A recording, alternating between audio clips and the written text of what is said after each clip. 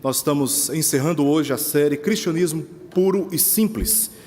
E para este fim eu peço aos irmãos que abram, por favor, primeira epístola de João, capítulo 5. Nós leremos os versos 18 até o verso 21. O texto da palavra de Deus diz o seguinte: Sabemos que todo aquele que é nascido de Deus não vive em pecado, antes aquele que nasceu de Deus o guarda, e o maligno não lhe toca. Sabemos que somos de Deus e que o mundo inteiro jaz no maligno. Também sabemos que o Filho de Deus é vindo e nos tem dado entendimento para reconhecermos o verdadeiro. E estamos no verdadeiro em seu Filho Jesus Cristo. Este é o verdadeiro Deus e a vida eterna. Filhinhos, guardai-vos dos ídolos. Vamos orar mais uma vez? Senhor, nós te bendizemos, Pai, por aquilo que acabamos de testemunhar aqui, sobre como a Tua graça, ela é maravilhosa, e como ela transforma a nossa vida, mudando o curso de todos nós, da morte para a vida no Teu Filho. E é isso que acabamos de ler na Tua palavra. E rogamos ao Senhor que, se porventura alguém em dúvida, cambaleando na fé, se há porventura alguém distante, ó Deus, da Tua graça neste momento, que a Tua palavra, Deus, ministrada no poder do Teu Espírito, alcance a cada um, convencendo-os da obra que o Teu Filho realizou na cruz. E quanto aos demais, rogamos, ó Deus, pelo fortalecimento da fé e da vivificação da esperança que nos aguarda, conforme lemos na passagem de Apocalipse sobre o dia do Senhor. Nós oramos por isso, Pai, e Te pedimos essas coisas, pois confiamos em Ti e oramos em nome de Jesus. Amém. Meus irmãos, essas foram as últimas palavras do apóstolo João na sua primeira epístola. Os falsos pregadores estavam pregando dentro da igreja, subestimando a gravidade do pecado. E não apenas isto, eles também estavam pregando a favor do apego às paixões deste mundo e às vaidades, como se a nossa vida fosse justificada e explicada, como se o sentido da nossa vida estivesse no propósito de satisfazer as nossas paixões carnais e também alcançando os benefícios que este mundo tem para nos oferecer no tocante às mais variadas necessidades que a vida humana tem. Mas não apenas esses falsos pregadores estavam subestimando a gravidade do pecado, relativizando questões tão sérias e sensíveis na vida cristã. Eles estavam, como eu disse, também pregando a respeito dessa necessidade de satisfazer as paixões e a vaidade na vida, por tudo o que o mundo tem para oferecer, mas o pior de tudo isso é que eles estavam negando que Jesus é o Filho de Deus. E por tudo isto, a igreja estava confusa, insegura, negligenciando a sua fé cristã, a sua vida cristã, e estava sofrendo com a insegurança a respeito da salvação, porque se Cristo é o fundamento da salvação, e a pessoa de Cristo e o testemunho de Cristo estava sendo relativizado, estava sendo atacado, a consequência imediata que a igreja passou a sofrer foi de uma terrível insegurança em relação à salvação eterna. E isso tudo, como eu já disse, estava promovendo muita negligência na vida cristã, muita relativização daquilo que é absoluto e é testemunhado pelas Escrituras. E dentre todos os propósitos que João teve com esta epístola, o último que ele declara aqui tem a ver com esta confiança que os crentes necessitavam ter a respeito da sua própria salvação. É o que ele diz no verso 13: Essas coisas vos escrevi a fim de saberdes que tendes a vida eterna, a vós outros que credes em o nome do Filho de Deus. Então João termina a sua epístola transmitindo essa confiança. Se você crê em Jesus Cristo, você tem. Você não é que você terá, você já tem a vida eterna. E ele, a partir daí, demonstra para nós algumas evidências sobre esta relação com Deus que for estabelecida em Cristo Jesus. Se pedirmos alguma coisa segundo a sua vontade, Deus nos ouve. Ele trata isso dos versos 14 ao verso 17. E no texto que nós lemos, João vai abordar mais 3 e últimas evidências de que temos a vida eterna. Primeiro, é que não vivemos mais em pecado e somos guardados por Deus. Ele trata isso no verso 18. Também somos propriedade exclusiva de Deus, nós pertencemos ao Senhor, verso 19, e por fim, reconhecemos e permanecemos no verdadeiro Filho de Deus, é o que ele diz nos versos 20 até o verso 21. Para cada argumento, se você observar, João usou um verbo, o verbo saber, na primeira pessoa do plural, considerando que a igreja tinha sido instruída nas mesmas verdades que os apóstolos já tinham instrução por parte de Jesus. Por isso ele diz: sabemos, sabemos e sabemos. A partir do fundamento de que nós cremos em Cristo e, portanto, temos a vida eterna. E eu quero começar observando o que diz aqui no verso 18, de que não vivemos em pecado, somos guardados também por Deus. Esta é uma evidência de que temos a vida eterna.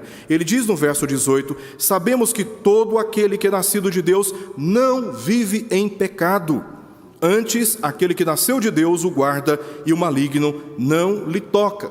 João começa tratando aqui aquilo que é assunto do verso anterior, o verso 17, de que toda injustiça é pecado e há pecado para a morte. Ele está continuando a tratar este assunto que jamais pode ser negligenciado e deixado de ser pregado em nossas igrejas, se quisermos de fato termos comunhão com o Deus vivo e verdadeiro. Temos que compreender o pecado, a gravidade do pecado e tratá-lo de maneira bíblica. Seu ponto aqui é que aquele que verdadeiramente crê em Jesus tem uma relação de oposição ao pecado. Ele não subestima o pecado, assim como os falsos pregadores estavam subestimando. Ele tem uma conduta de luta com pensamentos, palavras e condutas proibidas pela palavra de Deus. Uma vez convencido pela palavra de Deus de que pensamentos, palavras e condutas são uma ofensa, uma transgressão para a reta justiça de Deus, o crente que crê em Jesus, ele não subestima, ele tem uma postura de oposição, de vergonha e de um desejo profundo de mudar a sua conduta. E a razão se encontra, porque João está tratando isso, a razão nós encontramos no capítulo 3, verso 6, e especialmente no verso 9 do capítulo 3, onde João diz assim: todo aquele que é nascido de Deus não vive na prática do pecado. Todos que nasceram de Deus, que experimentaram um novo nascimento, a regeneração, foram alcançados pela salvação em Cristo Jesus, creem nele, eles não vivem na prática do pecado, pois o que permanece nele é a divina semente. Ora, esse não pode viver pecando, ele não consegue viver, não que ele não peca, como lemos aqui no capítulo 1 dessa epístola, não que o crente não peca, mas ele não vive no pecado, ele não insiste no pecado, conscientizado da sua conduta como conduta pecaminosa do ponto de vista bíblico, não das preferências, não das opiniões, não das tradições, não das formas culturais de vivência humana, mas pela reta palavra de Deus. Se aquela conduta for comprovada como pecado, o crente que nasce de Deus, ele não insiste naquela conduta, ele procura mudar. E como João tratou aqui no capítulo 3, verso 9, a nossa alma, uma vez regenerada pelo Espírito Santo, que ele chama de unção no capítulo 2, verso 20 e no verso 27, nós que temos esta unção dada pelo Espírito, esta unção que nós recebemos do Espírito nos identifica com o Cristo, que tanto no hebraico como também no grego significa ungido. A palavra Messias e a palavra Cristo significa ungido. Nós que recebemos a unção do Espírito, que fomos regenerados, que nascemos em Deus, somos agora, por esta obra soberana da salvação, identificados com a pessoa de Cristo. Portanto, é impossível, uma vez que detectamos pecado da nossa vida, continuarmos vivendo em pecado, porque a nossa identificação com Cristo nos coloca em posição de oposição ao próprio pecado. Portanto, não nos conformamos em viver uma vida caracterizada pelo pecado mais. Pelo contrário, afirmamos a nossa fé por uma conduta crescente de santificação espiritual e moral, porque Deus nos guarda e o maligno não nos toca. E João está tratando isso para transmitir confiança à igreja. A igreja que crê em Jesus, que não admitia pecado, que não aceitava insistir na prática do pecado, sabendo de que Deus é aquele que guarda todos os que creem no seu Filho. Aqui temos uma declaração concisa da doutrina da perseverança dos santos. O maligno aqui, usado por João nessa palavra, é um adjetivo masculino, poneros, em grego, e significa simplesmente mal. Na nossa tradução da língua portuguesa se encontra com uma letra maiúscula, como que indicando uma pessoa. Contudo, por se tratar de um adjetivo, pode tanto se referir à pessoa do diabo, conforme ele diz no capítulo 3, verso 8, aquele que pratica o pecado procede do diabo, porque o diabo vive pecando desde o princípio. Então, João poderia estar assim se referindo à pessoa do diabo, mas também poderia estar se referindo à sua influência anticristã no mundo, conforme ele diz no capítulo 2, verso 18. Ele fala do anticristo, este anticristo que é Satanás, que está aprisionado, tem um ministério no mundo. Esse ministério é exercido através dos falsos profetas. Existe um mal em torno de nós que precisa ser observado. E diante deste mal, precisamos também ter a confiança de que Deus é aquele que vai nos guardar. Certas pregações, certas doutrinas podem até em algum momento causar uma certa insegurança e dúvida no nosso coração. Mas no final, o Senhor vai garantir de que cheguemos na reta final, no destino final, não por obra nossa, mas por causa da obra soberana do Senhor que nos guarda. De todo modo, a confiança que João transmite é que Deus guarda, ou seja, não permite que o maligno agarre os verdadeiros crentes, como que se apropriando deles. E esta é uma resposta à oração do próprio Jesus. Em Mateus capítulo 6, verso 13, ele ensinou os discípulos a orarem, dizendo: e não nos deixem cair em tentação, mas livra-nos do mal, pois teu é o reino. Teu é o reino. Também João no capítulo 17, verso 15, prestes a ser aprisionado pelos soldados do Sinédrio, em oração diante do Pai, ele disse: não peço que os tires do mundo, e sim que os guarde do mal. O fato de Deus nos guardar é uma resposta de Deus à oração de Jesus, segundo a vontade do Senhor. E esta é a confiança que João passa aos seus leitores, aos seus ouvintes, à igreja, de que nós, sim, temos a vida eterna, porque Ele não vai permitir, uma vez que eu e você cremos em Jesus, Deus não vai permitir que o mal nos agarre como que se pudesse nos tirar das mãos do Senhor. A salvação é uma garantia, a salvação é algo sólido, que nós podemos confiar. Não por nós, olhando para nós nos sentimos realmente inseguros, porque ainda estamos sofrendo com o pecado da nossa natureza. Mas quando olhamos para aquele que é poderoso, o qual faz a promessa, nós podemos ter a confiança de que mesmo cercado por tantas malícias, por tantas perversidades, sejam morais, sejam filosóficas, sejam doutrinárias, sejam eclesiásticas, o Senhor é aquele que nos guarda. E é isso que João trata no verso 19. No verso 19, sabemos que somos de Deus. O diabo, seja ele como pessoa, seja também a sua extensão de maldades no mundo, não pode nos tocar. Sabemos, e a razão está aqui, de que somos de Deus e que o mundo inteiro jaz no maligno. Somos propriedade exclusiva de Deus. É neste sentido que, em segundo lugar, João dá como razão a certeza de que somos de Deus. O mundo inteiro está sob a influência do maligno. O mundo inteiro está cheio de maldade. Seu estado é de rebelião a Deus, com paixões pecaminosas, cobiças perniciosas e também pela soberba da vida, conforme lemos no capítulo 2, verso 15. O mundo no seu estado de rebelião está cheio daquilo que não agrada a Deus, e é isto que o mundo oferece para, provocando a nossa natureza, nos posicionarmos de forma rebelde diante do Senhor também. E saber que somos de Deus nos torna completamente, totalmente comprometidos com Deus, mesmo sendo desmotivados e odiados por parte daqueles que estão unidos com o maligno. Aí fora, há muitos em torno de nós que estão comprometidos com uma pauta anticristã. Estão sendo guiados por valores, por diretrizes da vida que não agradam a Deus e que são uma ofensa na presença do Senhor. Então, sabendo que o Senhor é aquele que nos guarda e de que somos propriedade exclusiva do Senhor, santos e santificados, nós rompemos os nossos vínculos, os nossos pactos, as nossas alianças com este mundo em seu estado de rebelião contra Deus e também cheio de toda maldade e malícia na presença do Senhor. Nós não temos nenhum compromisso mais com este mundo. O nosso compromisso absoluto é com o Senhor e com o seu Filho Jesus Cristo. Isso pode incluir esta hostilidade, este ódio. Isso pode incluir membros da nossa família e outras pessoas também em nossa volta, que porque ainda não creem em Jesus mediante o Evangelho, não conseguem compreender a nossa conduta, o nosso testemunho, o nosso comprometimento.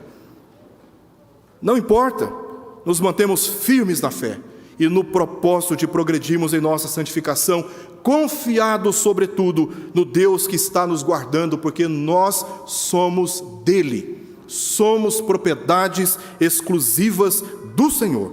Em último lugar, versos 20 e verso 21, João vai dizer que nós reconhecemos e permanecemos no verdadeiro Filho de Deus. Também sabemos que o Filho de Deus é vindo e nos tem dado entendimento para reconhecermos o verdadeiro e estamos no verdadeiro. Somos de Deus e estamos no verdadeiro em seu Filho, Jesus Cristo. Este é o verdadeiro Deus e a vida eterna. Filhinhos, guardai-vos dos ídolos. É isso que João trata nesta conclusão. Os verdadeiros cristãos estão convencidos de que Jesus veio por meio da água e sangue. João já tratou isso no capítulo 5, verso 6 e verso 8, texto que já expusemos aqui. Como Cristo veio? Jesus veio por meio da água e sangue, ou seja, pelo batismo e pela morte. Foi revelado assim como verdadeiro Filho de Deus. Até o momento do batismo de Jesus, nós temos poucos detalhes a respeito da sua vida, mas a partir do batismo, começam os evangelistas dando testemunho de que ele de fato era o verdadeiro Filho de Deus. João, ao receber Jesus, ele disse: eu que tinha que ir até ti, e tu vens a mim. E Jesus disse: para que se cumpra a justiça, isto é necessário. João já tinha percebido que ele era o Cordeiro de Deus que tira o pecado do mundo, diante do qual ele não era digno nem sequer de desatar as sandálias dos seus pés. Ali começa o testemunho público de que Jesus era o Filho de Deus, bem como na sua morte. O verbo que João usa para reconhecer se refere ao conhecimento empírico, aquele conhecimento que nós adquirimos através de uma experiência. E que experiência é esta que nós podemos ter a fim de obtermos o reconhecimento límpido, sincero, sólido, irrefutável de que Jesus é o Filho de Deus? Ele trata isso no contexto. Se pedirmos alguma coisa segundo a sua vontade, Ele nos ouve. Não vivemos em pecado. Percebemos que Deus tem nos guardado do mal e perseveramos por sabermos que somos de Deus. Essa experiência mediante a qual nós reconhecemos que temos o Filho de Deus, que temos a vida eterna e de que o Senhor tem nos guardado. Deus nos dá entendimento pela palavra, para ajustarmos as nossas convicções, decisões e a nossa experiência de vida, pela qual amadurecemos como crentes em Cristo. É isto que nos dá confiança de que temos comunhão com Deus, porque estamos unidos ao seu Filho, de modo que não andamos mais comprometidos com as trevas da desobediência, como outrora todos nós andávamos, mesmo tendo uma conduta moral ilibada diante do testemunho daqueles com os quais convivíamos, e talvez até convivemos. Mas não se trata de moralidade ajustada aos ditames e aos padrões deste mundo. Se trata da fé em Jesus Cristo e como essa fé impacta a nossa conduta e as nossas convicções. Esta é a verdadeira comunhão com Deus e a vida eterna. E a comunhão com Deus se opõe a crer em um falso Deus e também se opõe a aceitar uma falsa ideia a respeito de Deus e de Jesus. Por isso João diz no verso 21, filhinhos, guardai-vos dos ídolos. A idolatria, seja ela óbvia, aquela que os homens veneram imagens, fazem orações para imagens, fazem promessas para imagens, ou aquela idolatria que é sutil, como viver em função de interesses ou de pessoas, mais do que a Deus. Segundo a sua palavra, essa idolatria nos impede de ter comunhão real com Deus e prejudica, portanto, o nosso relacionamento uns com os outros. Nós não podemos perceber e experimentar a comunhão com aqueles que negam Jesus, que recusam crer em Deus e que andam em divergência com a vontade revelada de Deus nas Escrituras. Nós não podemos ter comunhão com estes, porque quando nós negligenciamos a nossa relação com Deus, imediatamente nós também negligenciamos a nossa unidade. Não é de admirar que João termine com esta advertência. E eu quero terminar fazendo uma consideração a todos nós aqui. A Bíblia nos ensina que o pecado é um estado da corrupção espiritual. É um estado, antes de ações, de obras, de evidências externas, o pecado é um estado da condição espiritual e humana corrompida pelo pecado, que resulta em comportamentos contrários ao padrão moral de Deus. Nós só pecamos porque somos pecadores. João classifica, pelas Escrituras, o pecado apenas em duas categorias: pecado que não é para a morte e pecado que é para a morte. Ele fala isso no verso 16 aqui do capítulo 5. O que não é para a morte envolve aqueles pecados internos e externos, pecados que não são para a morte.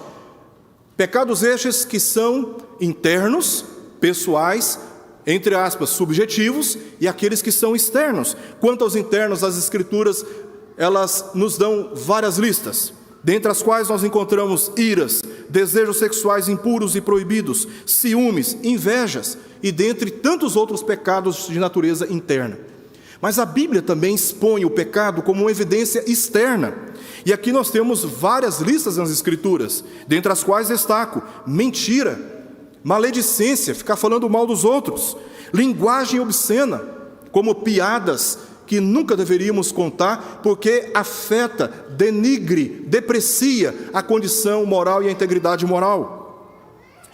Adultério, fornicação, que é o sexo entre pessoas solteiras, prostituição, a comercialização do sexo, seja pelo homem, seja pela mulher, homossexualidade, a relação de um homem com um homem, de uma mulher com uma mulher. A Bíblia claramente trata a homossexualidade como um pecado. A idolatria, que é negar, cultuar e adorar exclusivamente o Deus único e verdadeiro. A feitiçaria, a inimizade, a discórdia, a dissensão, a facção, a bebedice, a glutonaria, dentre tantos outros pecados que as Escrituras tratam como evidências externas deste estado espiritual corrompido do homem. Estes pecados são pecados não para a morte, diz João. Por estes e por outros pecados, Deus promete perdoar e garante nos guardar, no sentido de nunca nos perder das suas mãos, nós que pelo Espírito Santo nascemos de Deus pela fé em Jesus Cristo. Todos nós estamos sujeitos a cometermos estes pecados, dentre outros, mas Deus nos garante de que se nós confessarmos os nossos pecados, capítulo 1 de João, ele diz isso, capítulo 1, verso 9, se confessarmos os nossos pecados, Ele é fiel e justo para nos perdoar os pecados e nos purificar de toda injustiça. Então, se você está vivendo em uma prática de pecado, você tenha confiança de que se você confessá-lo, mediante ou diante daquele que unicamente pode fazer expiação por nós, Deus oferece perdão para os nossos pecados. Contudo, há o pecado que é para a morte, que é o pecado da incredulidade e da apostasia. Este pecado nega a única solução que Deus providenciou para que haja perdão, para que haja redenção, para que haja reconciliação, para que haja vida eterna. E a solução que Deus providenciou é Jesus Cristo. De modo que se eu nego Jesus Cristo, como eu posso obter perdão, redenção, reconciliação e a vida eterna? Este é o pecado para a morte eterna. Isso não significa, aqui, todos os que verdadeiramente creem em Jesus têm a vida eterna e são instruídos a viverem em conformidade com a vontade de Deus. E isso não significa que não pecam, mas que não vivem mais escravizados pelo pecado, conforme João tratou aqui, porque confessam e se arrependem diante daquele que é fiel e justo para nos perdoar os pecados e nos purificar de toda injustiça. Jesus é o advogado que Deus constituiu a nosso favor, e é Ele, unicamente Ele, que intercede por nós diante do juiz supremo, que é o nosso Deus. Ele foi e é totalmente homem e totalmente divino. O apóstolo João não ensinou que a humanidade de Jesus sobrepõe a sua divindade. Também João não ensinou que a divindade de Jesus sobrepõe a humanidade de Jesus. Pelo contrário, João ensinou que ele é totalmente divino e totalmente homem.